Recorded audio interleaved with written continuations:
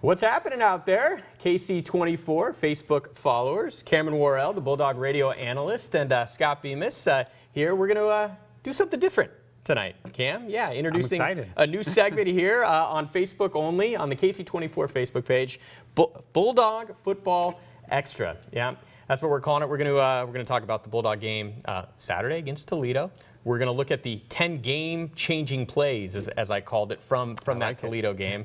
They were selected by me, so Cam, you may disagree at the end. I'll critique your play selection as we get going, for no problem. And if I can figure it out, even how to look on the KC24 Facebook page and see if there's any questions, we might even field some questions from you guys at home. So if you have questions, put some comments up on this Facebook Live segment on KC24, and I'll ask Cam, or even if you have a question for me. I'm sure most of the questions will be for you, Cam, to be honest.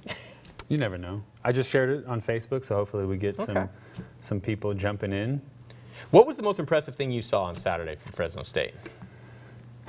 I would say that defensive performance against a really good offense. Toledo is a really good offense. They came in averaging 51 points. They're going to go to the MAC, and they're going to destroy some defenses in the MAC. I mean, they're one of the top 4 teams in the MAC, and this Fresno State defense held them to 13 points, largely. They got a couple garbage touchdowns, but just a clinic put on by this coaching staff and those players that went out and executed that on Saturday night. All right, let's go to those 10 game-changing plays that I mentioned from the Toledo game. That's chosen by Scott Bemis. And let's start with number 1, Jordan Mims on the opening drive. I mean, no-brainer. 12 plays, 75 yards, and what Jordan Mims has done better this year is run behind his pads. He was a true freshman last year. He was a young kid. He had a full offseason to develop. And what we've seen, if you watch him, not only does he have a little more explosiveness, but watch him get behind his pads and run through this tackle to get in the end zone. He's done that all season long, and that adds a physical nature to the way he's able to finish runs. All right, let's go to the second game-changing play, and this one happening on 3rd and 5 in the first quarter. A freshman getting involved, Coleman. You love to see this because this is a veteran wide receivers group, and you need to see some young talent step up and make plays. This was a big 3rd and 5 conversion. They punted on this drive, but Coleman is a guy that I think they're going to continue to incorporate into the game plan. I mean, this is a big-time catch right here. You know, reaching back behind him, the ball was up high. He jumped, reached back, brought it down, secured it, and got to the ground for a first down. You love to see these plays by young players with the type of physical skill set Coleman has, because there are not a lot of Bulldogs that possess the type of speed that Coleman has. He's an exciting young player. He was hurt for most of last year, came in out of Garces High School in Bakersfield, one of those Bakersfield kids that Jeff Tedford is tapping into, and you expect him to get more involved, don't you? I do. When you have a kid with that type of speed, he changes the way teams can defense you. They have to account for that, because if you don't, it's boom, 75 yards over the top touchdown. So defenses have to account for him when he's on the field, and that opens up everybody else. Jared Rice, Keyshawn Johnson, Jameer Jordan, another burner. So I expect him to, as he gets more comfortable and this coaching staff and Marcus McMaryion, their trust in him grows, I expect him to be a big piece of this offense as the season progresses. Yeah, he's stepping up with Micaiah Quick out. All right, let's go to that third game-changing play from Saturday's win over Toledo. And the third play, well, Jordan Mims again. This one, 55 yards inside the 10 early on. I think this was a play of the game. Fresno State just turned it over. They held Toledo to a field goal. It's 3rd and 7, and Marcus McMaryion finds Jordan Mims in the middle of the field, wide open for a 55-yard gain. They go on to cash this one in for a touchdown and take the lead and really run 42 points off in a row. But this is 3rd and 7. Toledo's playing 2-man. Fresno State knew that they had the athletic advantage when they had Mims lined up on a linebacker, and this is what happens. Easy throw and catch, and great job by Jordan Mims, run after the catch. Also great job by Jared Rice, getting a block, and I think we saw Justin Allen coming in there as well, getting a block to give Mims a little bit more room to run. You can't pick up 55 yards in the middle of the field unless you have guys blocking for you, and that's exactly what we saw on that play. You're talking about Jordan Mims' toughness earlier, but after the game, he was being asked, hey, is he faster this year? Is he faster? For sure. No, and I asked him that after the game. You know, you look like you're moving at a different speed. And he said, yeah, that was, 2 goals in the offseason. Get faster and get a little stronger so I can run more physically. And we've seen early in the season, I mean, Jordan Mims has both of those skill sets available to him, and it's a big weapon for this offense to have. Not just can he punch it in from 4 yards out, but if he gets one-on-one, can he make guys miss and take it 55 yards? And he's shown early that he can do that. And as you mentioned, this was a big point in the game because the Bulldogs slowed down offensively. I think it was 13-7 Toledo at that point. Yeah. Marcus McMaryion had just thrown a pick that had led to a field goal. And then later in that drive, we got game-changing play number 4 from the Bulldogs because that Mims play set up Keyshawn Johnson. What happened here? Just stealing. Marcus McMaryion is so good at diagnosing where the numbers advantages are. He has 3-on-2 out wide. He gets the ball to Keyshawn, 2 blocks, and Keyshawn walks in untouched. It's great recognition by him. This could be a run, or it could be this toss to Keyshawn. Marcus pulls it quick, gets it out to Keyshawn, and Keyshawn's able to walk in. But it's pre-snap recognition by Marcus McMaryion, understanding the advantage he has, and he gets the ball out quick and lets Keyshawn go to work. When you're a quarterback in that situation, what do you think's going through his mind when he sees that this is going to work? He said, this is a touchdown. He said, this is stealing. They can't guard 3 with 2, and if I get the ball to Keyshawn, he's walking in the end zone, which is exactly what happened. He's got to be excited when he walks up to the line of scrimmage and knows he has the option to pull it and get it to Keyshawn quick when he has an advantage like that. Or if he sees a 5-man box and he knows he has 5 blockers and Jordan Mims and himself that could run the ball, he thinks the same thing. It's time for a big play for this offense. And as you mentioned, in that second quarter is when the Bulldogs really started kind of clicking offensively from possession to possession. And the next time they had it, this was a play that I really like to see because it kind of reminded me of the Chiefs. Yeah, game-changing play number 5, Jameer Jordan on a little fly sweep, which is actually a pass. That's cheating if it's a pass. And it is. Counts on the stat sheet as a pass. Give those yards to Marcus. Yeah. But look, Keyshawn Johnson blocking 25 yards down the field. I mean, Jameer is fast. I think we saw the explosiveness that he possesses here. But just like the Jordan Mims 55-yarder, you have guys on the perimeter who are working their butts off to get other guys space. And when Jameer Jordan has space, this is the type of stuff that he can do. Once again, though, great job by Marcus. He could turn and hand that ball off. It could be inside zone. Instead, he sees that Jameer has an advantage. He gets the ball to him quick, and Jameer and those receivers do the rest. But great job by Keyshawn. And when Jameer's in the open field, this is the type of stuff that he can do. Yeah, that was pretty sweet. And I was actually behind the play for that reverse right there. Well, I called it a reverse. I guess it was just kind of a fly sweep type of concept. Jet sweep pass or something. Yeah, who knows? That's jet action to me. I call that jet sweep. It's the new offense that we're seeing a lot of, right? Like the Chiefs with Tyreek Hill and things like that. And I'll tell you, from my angle, which I was directly behind, like at the opposite corner, it looked like a couple guys had an angle on Jameer Jordan on that play. And that's where I really saw how fast Jameer Jordan is, because in an instant, he was around that corner and he was just gliding. You could call that eating angles up. He was eating angles up. And, there are a few guys on this team that can do that. Jameer's obviously one. Chris Coleman is another guy. When you get the ball in their hands, they have the ability to do that. Eat angles up, and it doesn't matter how fast your defense is. These guys can make you pay when they get some space. It's exactly what Jameer did on that play. Yeah, great design right there, and that led to this. To finish off the drive, game-changing play number 6. Again, Marcus McMaryion to Kyle Rittering, another nicely designed play. This is as old school West Coast goal line offense as it gets. 22 personnel, so 2 tight ends, 2 running backs. You play action. You know the defense has to respect the run because they were on the 2-yard line. Yeah. So if you don't, we're walking in with the run, and Kyle Rittering comes from the opposite side of the formation.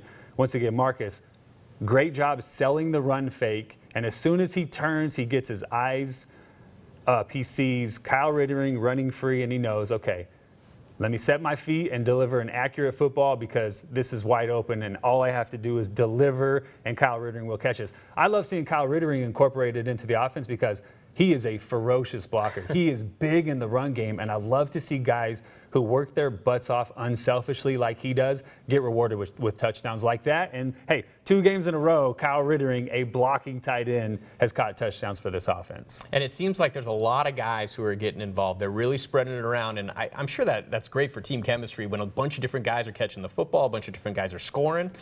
That's why you see guys blocking 30 yards down the field. I mean, seriously, if I know that when I get the ball, my teammates are going to put every effort into helping me get down the football field, when I have the opportunity to block for them, that's what I'm going to do. So by spreading it around, by incorporating everybody into this offense, you get total buy-in from everybody. Receivers getting dirty and blocking, Kyle Rittering working his butt off, Jared Rice getting in the run game and blocking.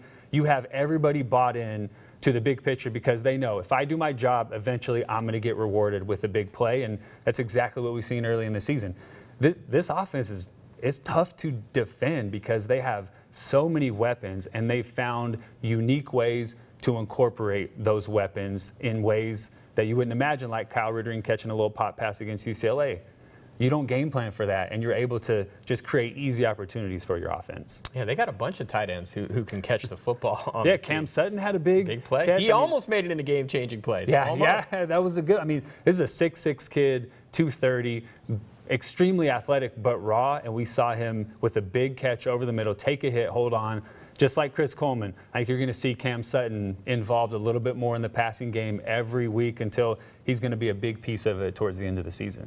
All right, so that touchdown made it 21-13 Bulldogs at that point. Then the defense, who was making a lot of plays as well, we don't have them featured that much in game-changing plays. A little tease, there is a great defensive play coming later.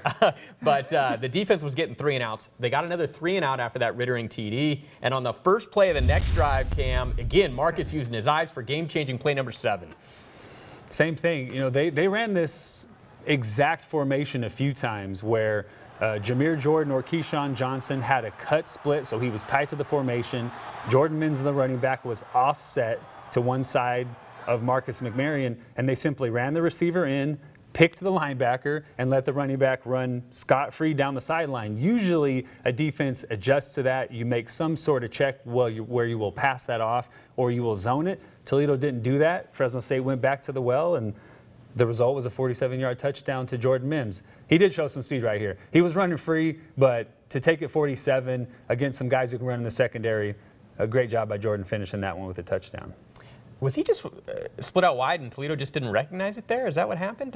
Well, he was in the backfield. So you had Marcus, you had Jordan Mims right next to him, but then you had Jameer Jordan out wide. As soon as that ball was snapped, Jameer Jordan came in, picked that linebacker. Jordan Mims ran the little swing pass, and that was it. I mean, you're stealing at that point. I keep saying stealing, but that's what it is. When you have those type of advantages and the defense doesn't adjust, it's stealing. It's pitch and catch. It's what they do every day to warm up before practice. It's just Marcus waiting for a second, tossing the ball to Jordan, and letting him run down the football field. Great design, great execution. You know, it occurs to me that in a game, there's going to be some great athletic plays. Maybe the Chris Coleman play earlier, some one-on-one battles. You know, Randy Moss, Julio Jones might. Why do you have to bring Randy Moss? I'm sorry. We can go without bringing Randy memories. Moss. A few bad memories. Oh, that NFC North, right? Yeah. Oh man.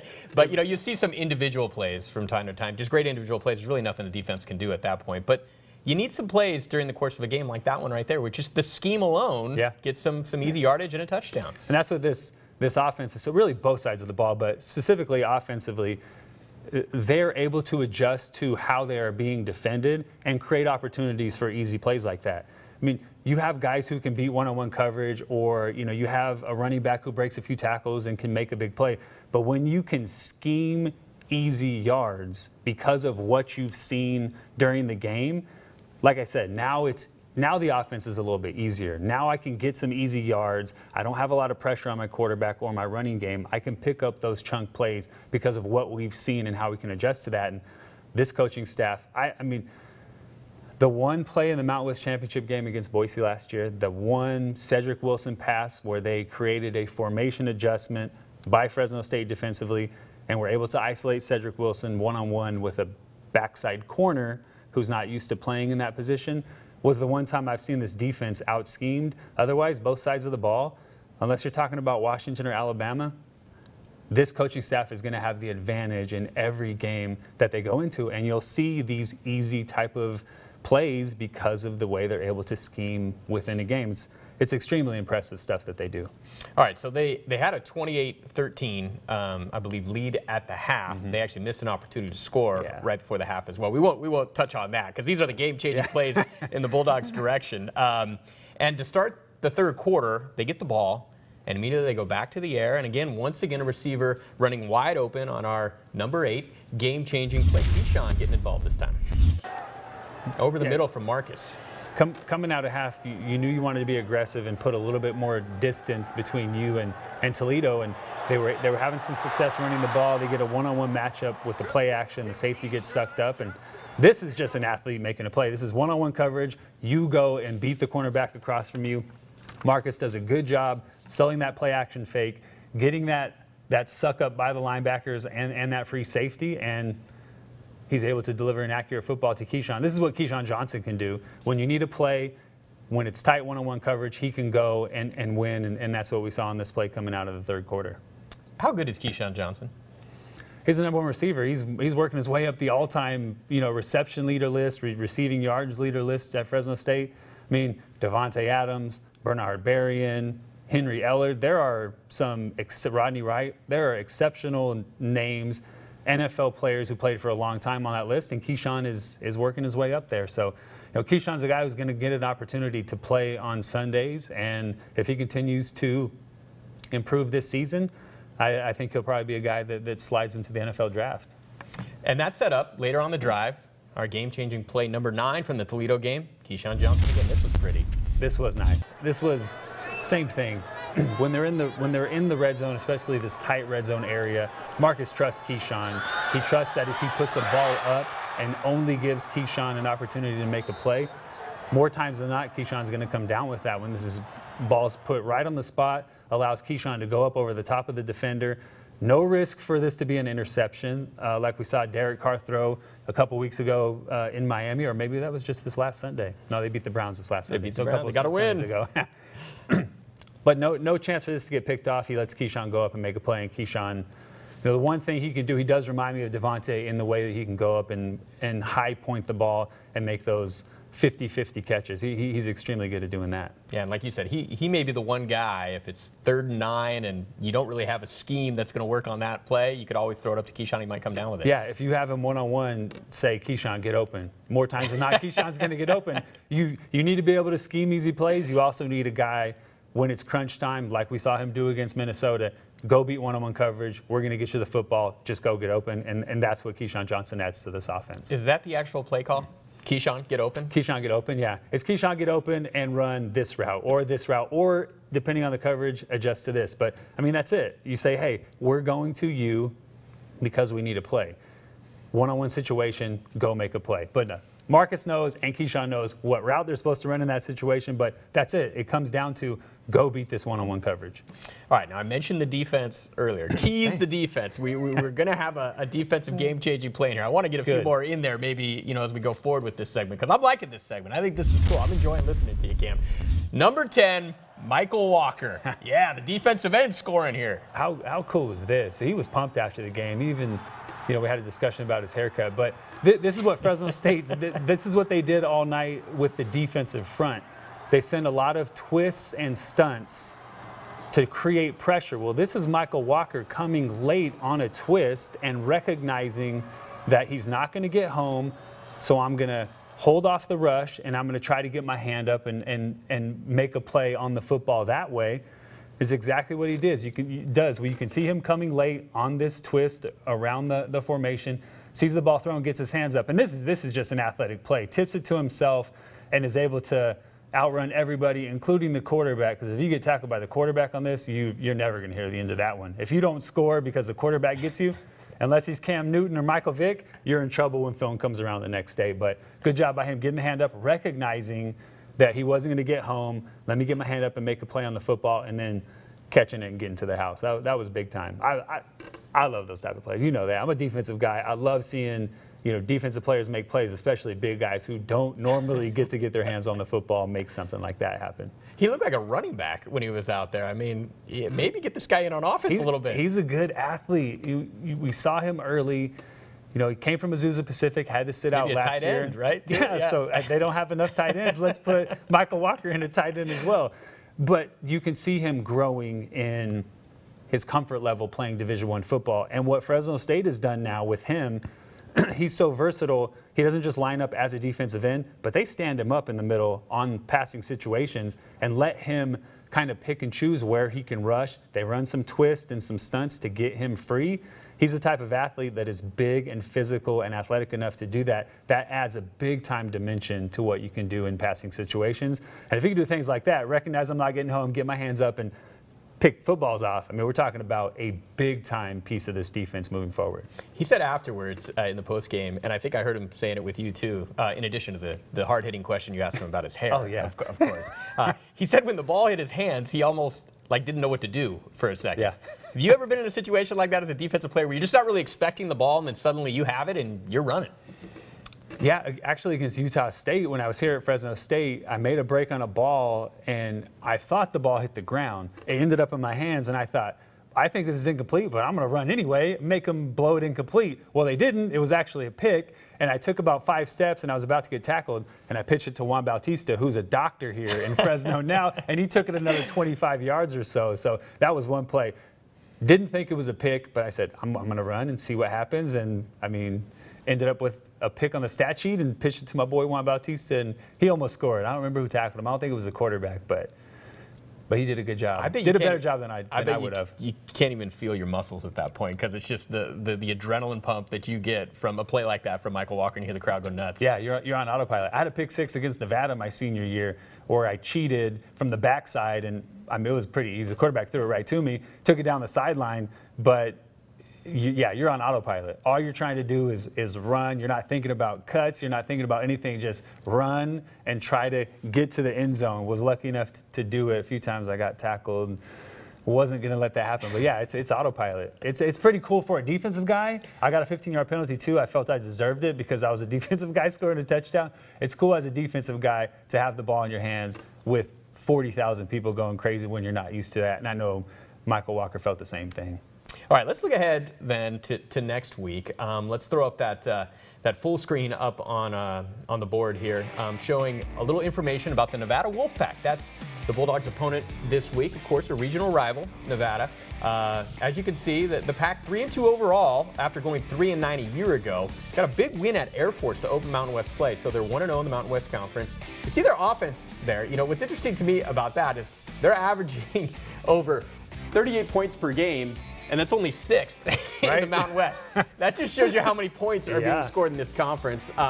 Defensively, it looks like you can do some things on them. Toledo did some things on them. Got some decent wins this year. They beat Oregon State out of the Pac-12. Oregon State's down, but still you're beating a team out of a Power 5 conference. And then, as I mentioned, that win at Air Force. Now, inside this series now, let's go to the next full screen. We'll show you some notes about this. 50th all-time meeting in this series, Cam. Do you have a memorable game against Nevada that you remember? Yeah, it was my senior day game, my senior year at home. We beat them. Nate Burleson went for like 260 on us, but I had the pick 6. I had like 10 tackles. I was actually the WAC Defensive Player of the Week that week. So, yeah, that was memorable. My junior year, we went up there and stomped them. Okay. We put up like 63 to 20 or something. So a couple of good wins against Nevada. If we could put that full screen back up one more time real quick. I don't know if we can have the ability to bring that up. Did you play in that 1923 game in Reno, the first meeting? I don't. Pat Hill played maybe, or maybe he coached that one. I was not around then. Pat That's Hill, crazy. a grad assistant on that team? I'm sorry, Pat. Right. I'm sorry. He knows how old he is. Man, I didn't know that they had played that many times, and I'm kind of surprised it's only 28-20, to be honest with you, because recently it's had, minus the Colin Kaepernick years, it's been all Fresno State. So it's exciting to get the 50th one going. Rivals since 2012, Dogs have won 4 of the last 6, and of course they won last year, 41-21. So what are you expecting? Are you expecting a tougher game than last year or something similar? No, I expect an easier game than last year. We don't know if Ty Ganji's going to play yet. He got banged up. He played hurt against Toledo. Nevada's quarterback. Right. Yep. Right. Nevada's quarterback played banged up against Air Force. Didn't finish the game. Hasn't practiced this week, so don't know if he's going to go. This is an offense that can score. They're very good scheme-wise. They're similar to Washington State in that they can spread you horizontally across the football field and create a lot of space with what they do. But Toledo dropped 63 on them. Fresno State can do the same. Pat Hill played maybe. I just popped up our Facebook Live feed, so I finally figured it out at this point. Fresno State can do the same offensively.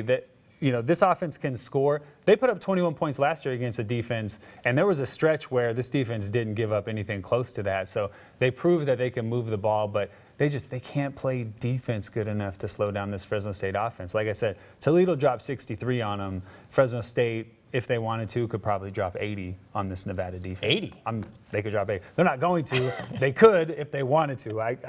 It'd be fun to watch. But Fresno State can dictate offensively how they want to move the football, and I expect them to have an easy time doing that on Saturday. And defensively, you think that the Dogs, again, will kind of be stingy inside the 20s, not give up a lot of points? Yeah, that's the blueprint. As long as they don't give up big, cheap ones, that is a recipe that you can have success with. The only teams that can counter that, are teams that are built like UNLV, who came in last year.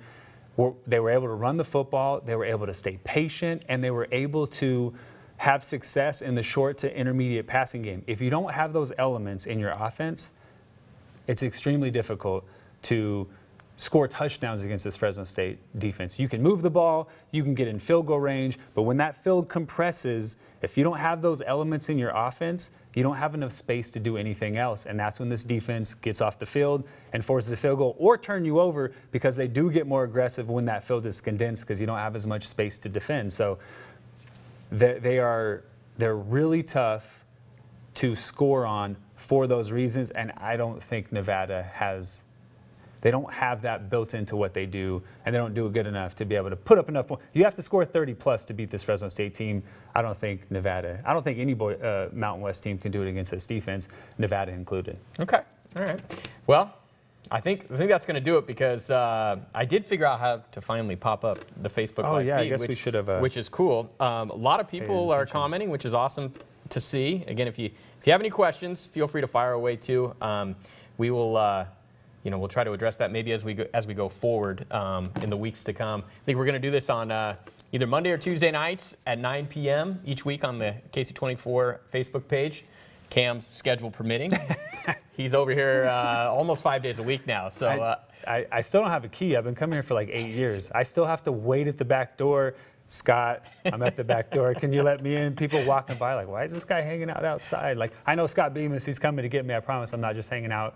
And then you get arrested after you say right, that? Yeah. Okay. I see the lights. I'm like, please, Scott, come before I get locked up. Well, hey, we always appreciate Cam coming in, and we appreciate you guys watching this. Again, catch us on Sunday night, always on the Bulldog Insider. Cam and I will be breaking down this week's game at Nevada. You're heading out. What night you heading out to Nevada? I think I'm going to head out Thursday night, play a little golf on Friday. Nice. The elevation change allows me to hit the driver over 300 is what I'm hoping. So, you got that in you? 300-yard drive? We'll see. The new iPhone update has a measurement tool, so I'll measure one and shoot it over to you on Friday. We apparently need to get out and swing it a little bit, That's about all I can do, though. Well, let's get in a best ball or something if you're getting some strokes, right? Yeah. All right, that's Cam Worrell. I'm Scott Bemis. Thanks for watching us here on Facebook Live, guys. Thanks.